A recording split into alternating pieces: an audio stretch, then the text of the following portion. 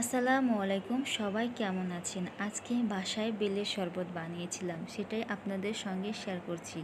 আর আজকে আপনাদের সঙ্গে আরও একটি বিষয় শেয়ার করব, সেটা হচ্ছে তালিমের ফজিলত। কেউ যদি আল্লাহর কাজে বসে, অর্থাৎ তালিমে বসে ও পড়ে বা পড়ায়, অথবা কথা বলে কিংবা শোনে, আমল করুক বা না করুক, বসার সঙ্গে সঙ্গে তার পিছনের সমস্ত গুনাহ মাফ হয়ে যায় এবং প্রতিটি গুনাহের বদলে একটি করে নেকি লেখা হয়। সুবহানাল্লাহ।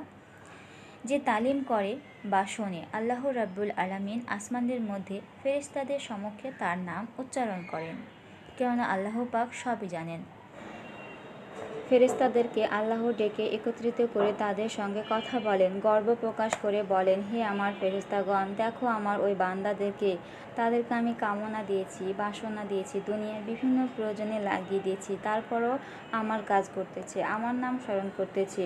যতগুলো আসমান আছে, সমস্ত আসমানের বাসিন্দাদের কাছে এই ঘোষণা দেওয়া হবে, ওই বান্দাকে যে তালিম করে তার নাম আল্লাহ তাআলা নিজেই বলবেন আর বলবেন, আমি তাকে ভালোবাসি, তোমরাও সবাই তাকে ভালোবাসো। তখন জিবরাইল আলাইহিস সালাম সমস্ত আসমানবাসীদের কাছে ঘোষণা দিতে থাকবে যে আল্লাহ ওই বান্দাকে ভালোবাসে, কাজেই তোমরাও তাকে ভালোবাসতে থাকো। তখন তারা ভালোবাসতে থাকবে। আসমান থেকে অঝরে আল্লাহর রহমত সারা দুনিয়ায় পড়তে থাকে।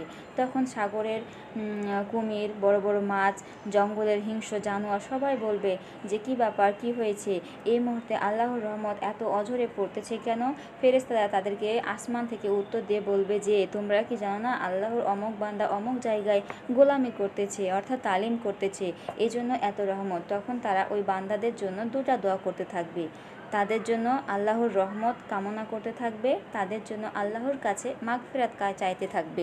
আমাদের বেশি বেশি তালিম করা উচিত। আমাদের ঘরে দিনী পরিবেশ তৈরি করার জন্য অন্তত বাচ্চাদেরকে নিয়ে আধা ঘন্টা তালিম করতে হবে।